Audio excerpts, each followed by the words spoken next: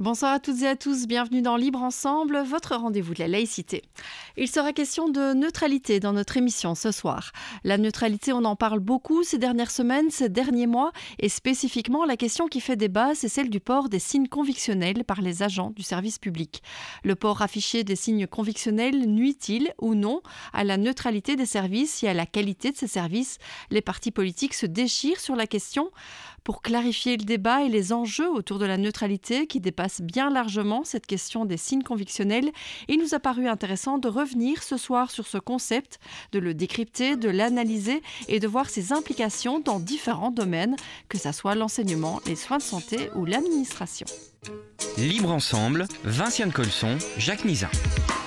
Et pour tout savoir sur ce concept de neutralité, j'ai le plaisir d'accueillir en studio Thomas Gillet. Bonsoir. Bonsoir. Vous êtes maître assistant en philosophie à la Haute École de Bruxelles-Brabant, où vous formez notamment les futurs professeurs à la neutralité. Et vous avez été vous-même professeur de morale en secondaire.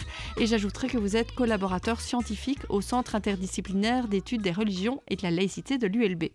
Alors Thomas Gillet, ma première question, elle est large et en même temps, c'est vraiment la question qui va nous occuper ce soir. La neutralité, c'est quoi ?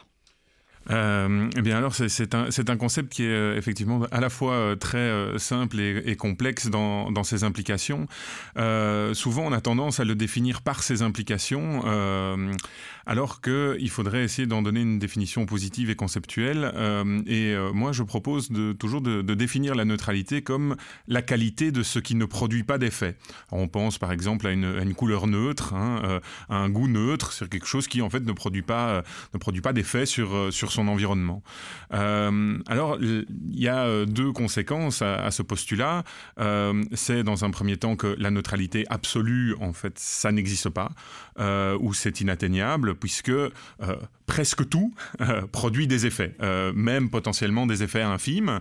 Et par conséquent, il faut considérer que la neutralité est graduelle en fait, et progressive. On est plus ou moins neutre, mais on n'est jamais absolument neutre. Ça, c'est un premier constat. Et le deuxième constat, c'est que la neutralité va être contextuel, c'est-à-dire que en fonction des contextes, quelque chose va être neutre ou ne va pas l'être. Je prends souvent cet exemple-là parce que je trouve qu'il est assez illustratif.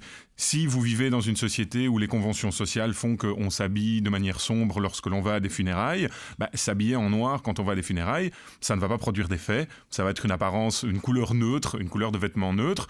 Si en revanche vous allez à un carnaval où les conventions sociales font qu'il faut s'habiller de manière très très colorée et que vous y allez habillé en noir, à ce moment-là, au contraire, ça va produire un effet, ça va étonner les gens de voir que vous êtes habillé de cette couleur-là, et donc à ce moment-là, on pourra considérer que ce n'est pas neutre dans ce contexte-là. Donc, il y a deux choses à retenir à mon sens, c'est donc la neutralité, c'est la qualité de ce qui ne produit pas d'effet, ça veut dire donc que cette neutralité est relative et jamais absolue, et d'autre part qu'elle est contextuelle et qu'on va pouvoir, en fonction des contextes, être neutre ou ne pas l'être. Oui, non, mais ça ne veut pas dire... Enfin, parce que vous dites effectivement la neutralité n'est donc pas... Il n'y a pas de neutralité absolue, mais ça ne veut pas dire pour autant qu'elle n'existe pas. Parce que certains vont dire, oui, mais alors il n'y a pas de neutralité, ça n'existe pas la neutralité. Mais non. Effectivement, mais donc on va avoir des apparences qui sont plus neutres que d'autres, des actions qui sont plus neutres que d'autres, des propos qui sont plus neutres que d'autres. Et il va falloir évidemment déterminer et baliser cette graduation. Mais effectivement, il y a une recherche de neutralité et en fait de neutralisation de certains effets, parce qu'en fait c'est de cela qu'il s'agit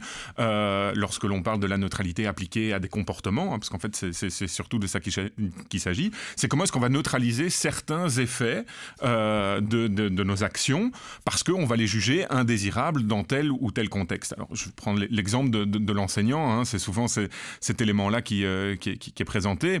J'ai tendance souvent à considérer que si vous êtes quelqu'un d'impatient ou de colérique, ça fait partie de votre identité, vous êtes une personne qui est plutôt impatiente, on va vous demander, lorsque vous êtes enseignante, par exemple, de neutraliser ces aspects de votre identité-là, parce que, un prof colérique et impatient, c'est pas nécessairement très productif sur le plan pédagogique.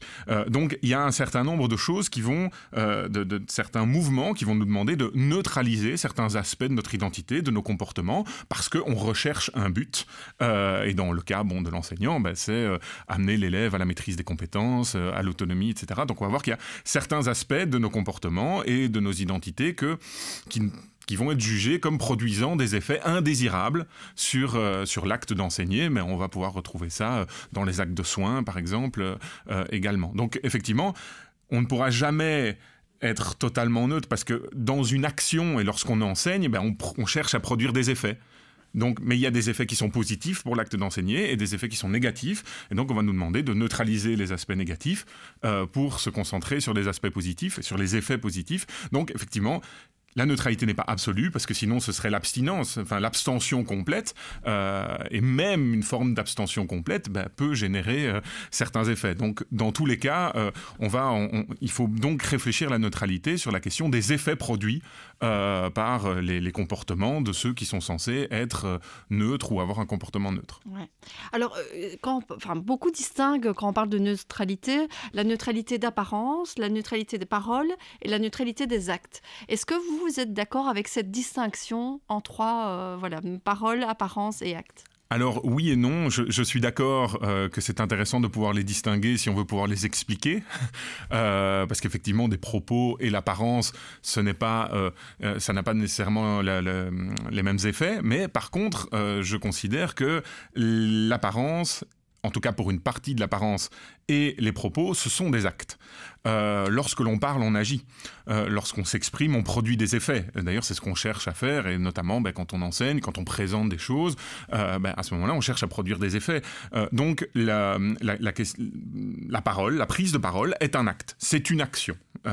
Et donc, je pense que considérer que les propos ne seraient pas des actes, c'est à mon avis une erreur, surtout dans le cadre notamment de l'acte d'enseigner, mais on peut retrouver ça dans d'autres cadres de service public. Enfin, j'imagine qu'on y reviendra par la suite.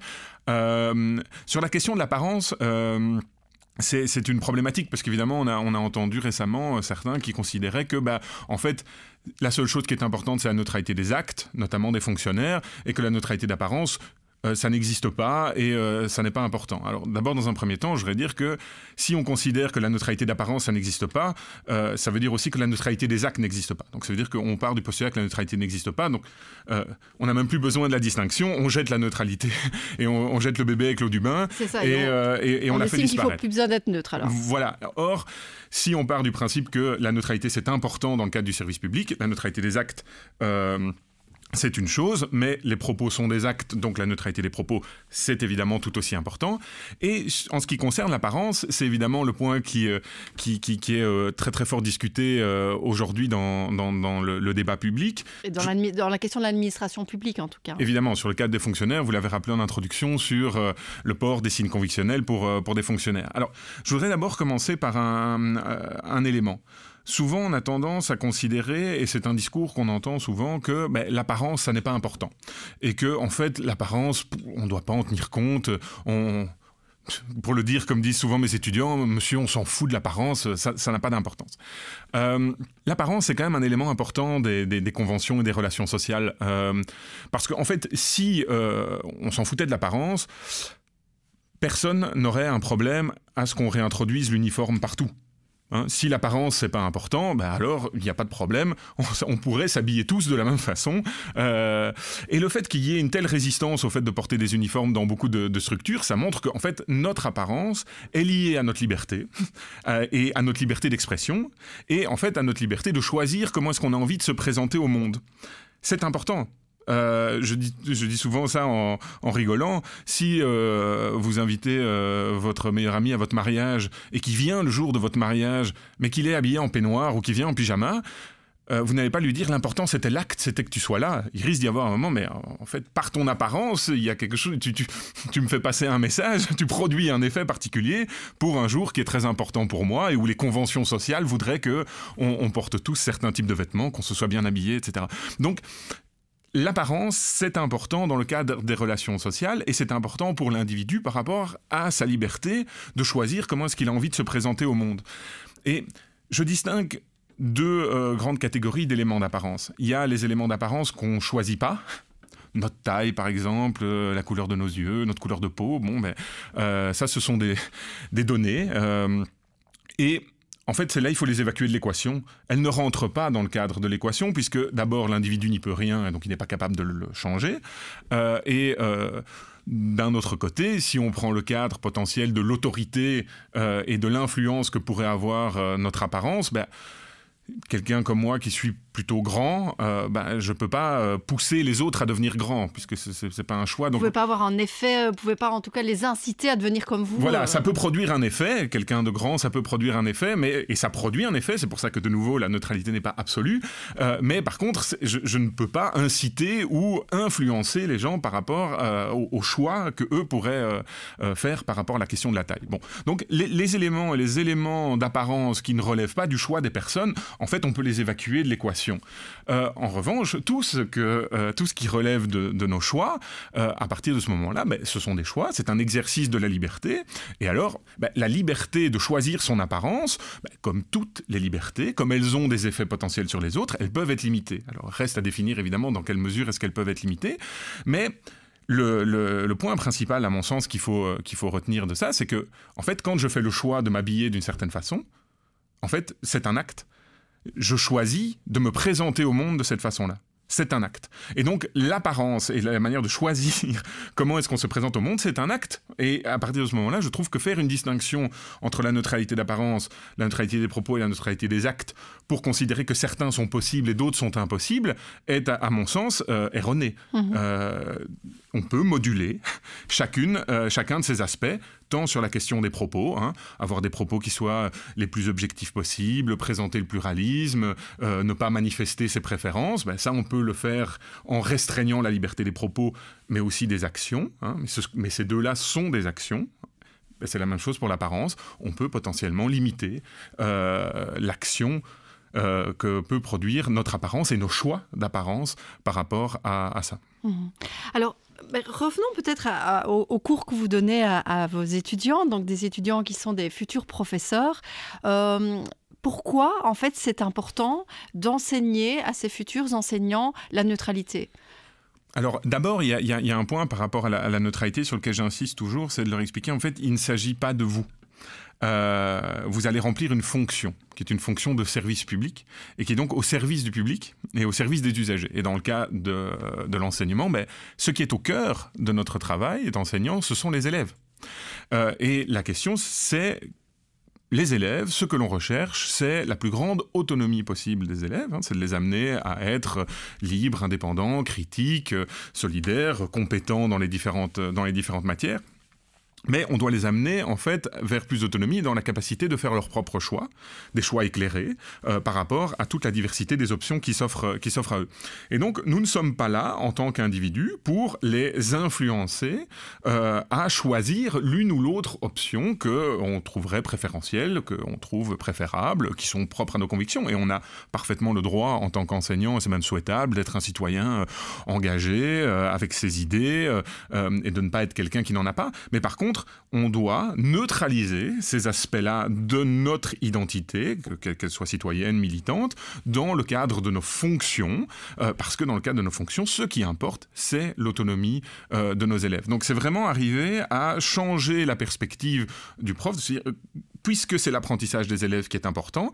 Alors oui, on peut le mettre sur le plan des compétences disciplinaires, c'est une chose, et puis dans les compétences disciplinaires en termes de citoyenneté, de démocratie, d'autonomie et de liberté de choix, la neutralité va prendre une place extrêmement importante en évitant que les enseignants, qui ont une certaine autorité, et qu'elle soit symbolique ou non, ne puissent effectivement imposer de manière subtile ou vraiment explicite leur manière de concevoir le monde. L'idée n'est pas de remplacer ou d'imposer sa manière de voir le monde aux élèves, mais de les ouvrir à un maximum de pluralisme, d'essayer de présenter les faits de la manière la plus objective possible pour que les élèves puissent petit à petit et graduellement faire leur propre choix et se positionner par rapport à ces questions-là. Donc il ne s'agit pas de nous en tant que profs, mais il s'agit vraiment de l'autonomie de nos élèves. Et c'est pour ça qu'on nous demande de neutraliser certains aspects de notre identité, et c'est la fonction qui veut ça.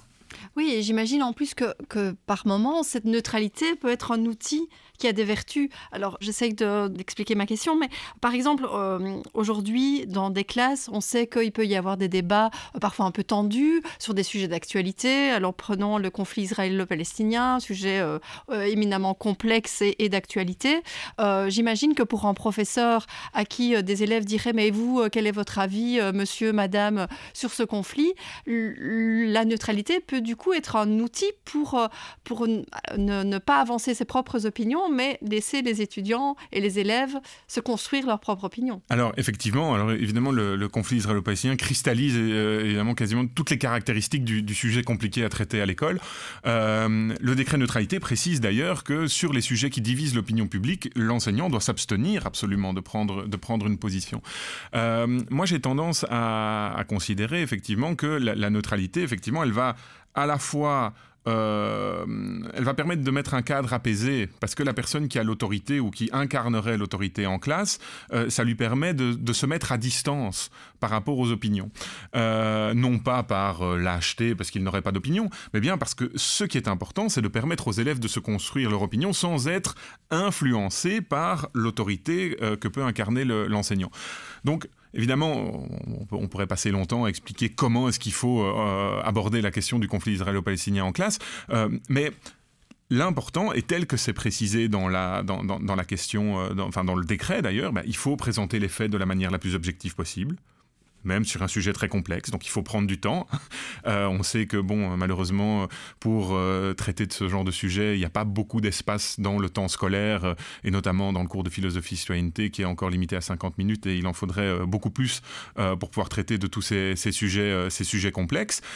Mais c'est important de pouvoir présenter les faits de la manière la plus objective possible, et puis de présenter la diversité des positions et des motivations des différentes parties dans un conflit ou dans une situation complexe. Et ça permet, en fait, en mettant à distance, en présentant le point de vue historique, les enjeux politiques, les enjeux géopolitiques, les enjeux stratégiques en termes de ressources. C'est un conflit vraiment très, très complexe, mais donc de prendre le temps, en fait, de se refonder sur la question des faits objectifs, puis sur les questions de droit, notamment de droit international, et de pouvoir présenter les choses et où se situe la controverse dans certains cas.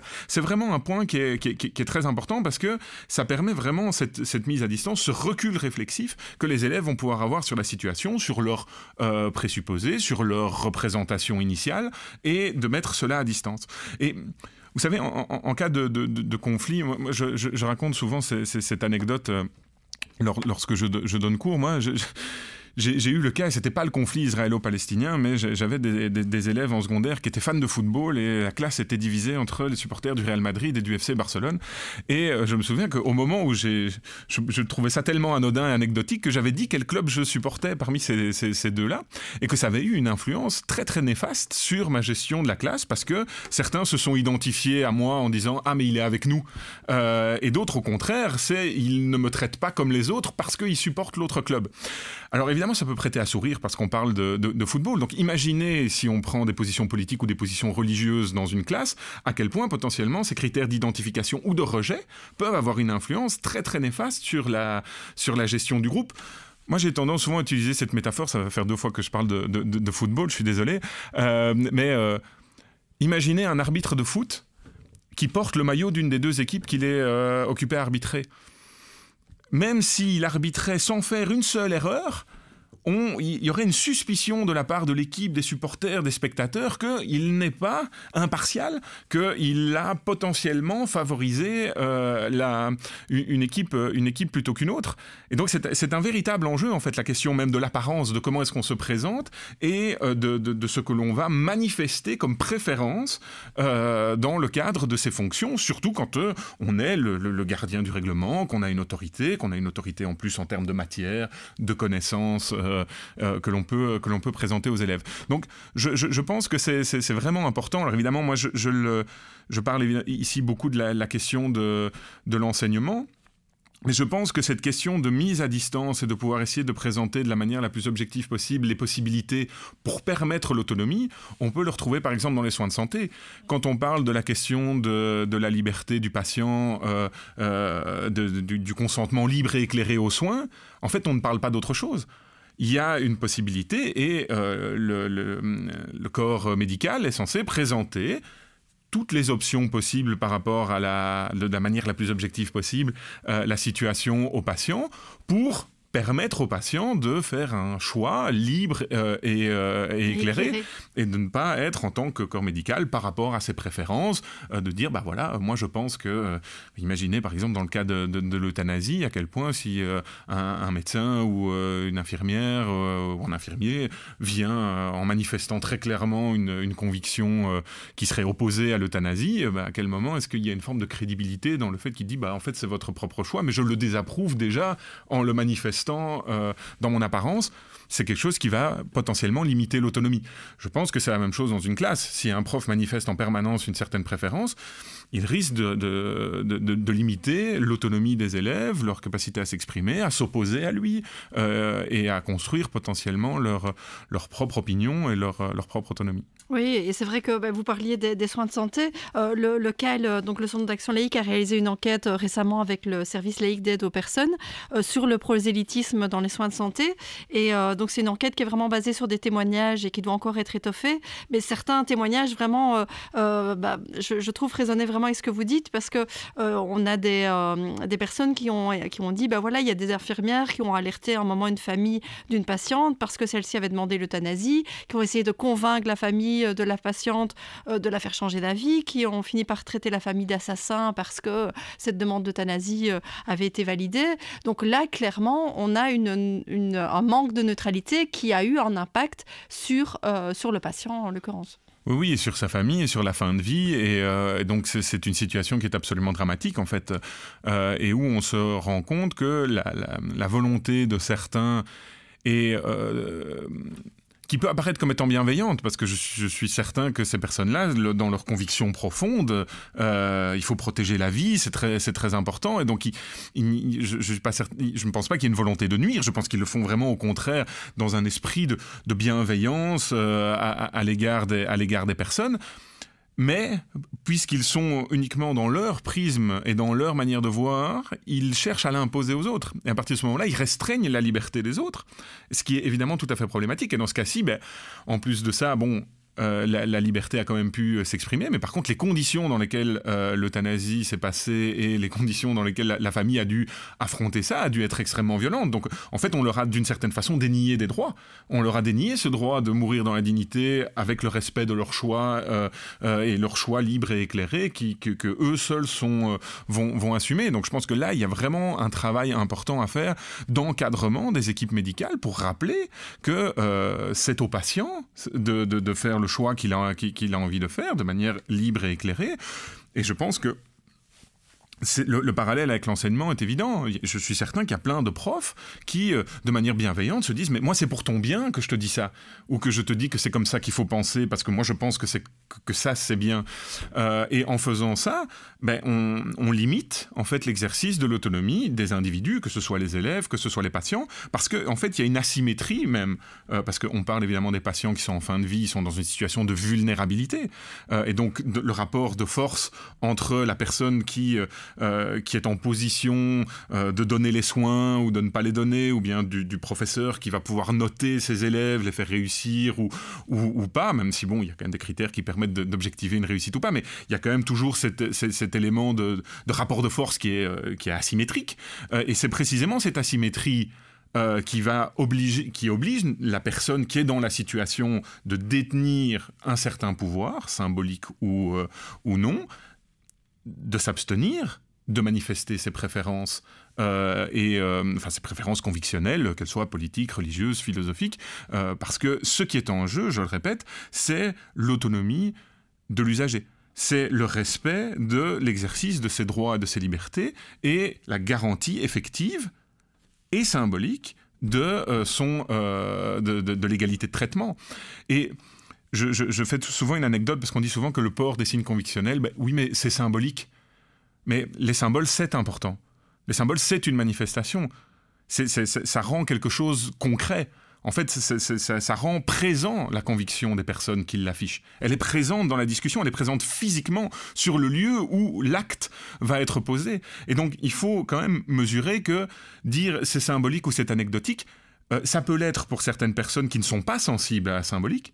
Ça peut, par contre, pour des personnes qui sont sensibles à la symbolique, être violent, être un marqueur et un message très très fort, un acte posé très très fort. Et à partir de ce moment-là, pour éviter justement qu'il y ait cette inégalité potentielle de traitement entre les usagers, on s'abstient de manifester ses convictions, que ce soit par ses propos ou son apparence. Ou son apparence. Est-ce que, dans l'enseignement, on a donc ce décret neutralité avec cette formation obligatoire de 20 heures pour les futurs professeurs de l'enseignement officiel. Est-ce qu'on pourrait s'inspirer de ce décret neutralité dans d'autres secteurs dont on a parlé aujourd'hui, les soins de santé et l'administration ? Oui, je pense. Je pense que le décret neutralité pour l'enseignement est bien pensé, il est bien écrit. Il pourrait être réévalué à l'aune de notre époque, mais en tout cas, les balises sont quand même suffisamment claires sur ce qui est attendu des enseignants. Je pense par contre qu'on pourrait effectivement... il faudrait l'appliquer évidemment aux spécificités des soins de santé ou de l'administration ou de la justice ou de la police, enfin je veux dire, ou des services publics de manière générale, chaque service public ayant des spécificités qui lui sont propres, mais on pourrait décliner ça. Il y a une base qui existe pour l'enseignement et on pourrait la décliner dans d'autres secteurs. Je pense que ce qui est essentiel, c'est la formation. Je pense que former est un élément essentiel du travail. Et expliquer. J'ai souvent une anecdote à cet égard. Une de mes étudiantes qui porte un signe convictionnel suivait la formation à neutralité et on en a parlé justement de la question de l'apparence. Et elle est venue me voir à la fin du cours en me disant « Merci monsieur ». Je dis « Pourquoi merci ?» Elle m'a dit « Mais c'est la première fois que quelqu'un m'explique concrètement pourquoi est-ce qu'on me demande de retirer mon signe convictionnel, que ce soit en stage ou que ce soit pour certains jobs. » Elle avait postulé notamment pour être jobiste dans une administration communale et on lui avait dit « On ne vous engage pas parce que vous portez un signe convictionnel. » Et c'est catastrophique. Parce qu'en fait, on explique à la personne que c'est à cause de ses convictions et du fait de porter une conviction qu'elle n'est pas engagée. Ce qui évidemment est inacceptable. Mais si on explique que la fonction demande ça pour telle et telle et telle et telle raison, et qu'à partir de ce moment-là, si la personne est engagée, on lui demandera dans le cadre de ses fonctions de ne pas manifester ses préférences, on est dans quelque chose de totalement différent. Donc je pense que la formation de l'ensemble des fonctionnaires qui sont soumis à la neutralité, puisque l'État belge est neutre, donc ses administrations et les fonctionnaires qui rendent les services doivent l'être, je pense que la formation c'est essentiel. Je pense qu'il est important aussi que dans les administrations, il y ait des personnes référentes sur ces questions-là, qui soient spécifiquement formées, vers lesquelles on puisse aller quand il y a une question, parce que la neutralité reste un sujet complexe et donc ces manifestations vont être potentiellement complexes. Donc c'est important de pouvoir avoir ces référents-là. Chez nous, c'est assez simple. Dès qu'il y a une question qui est liée à la neutralité, on va vers les professeurs qui sont en charge de la formation à la neutralité pour pouvoir en discuter, pour voir comment est-ce qu'il faudrait réagir dans telle ou telle situation.